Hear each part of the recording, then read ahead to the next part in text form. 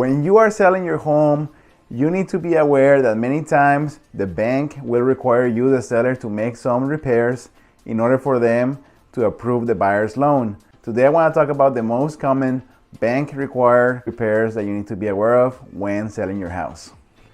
If the buyer is just taking out a conventional loan, you'll probably only need to fix major structural issues that put the value of the house at risk, such as a bad roof or foundation cracks. For a Federal Housing Administration FHA loan, you'll need to make a lot more repairs. These required repairs may include things like patching up peeling paint, concealing any exposed wiring, fixing broken gutters, and installing missing handrails on stairs, among other things. This list is more extensive because an FHA loan is provided to low-income home buyers who may not have the additional cash to make those repairs on their own.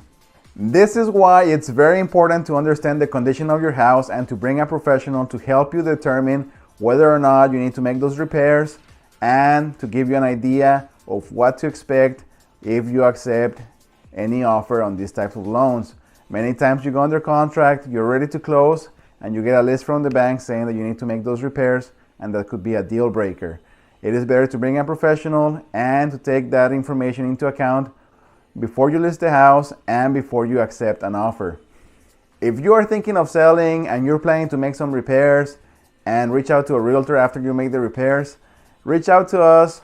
It is better to know in advance what you need to worry about.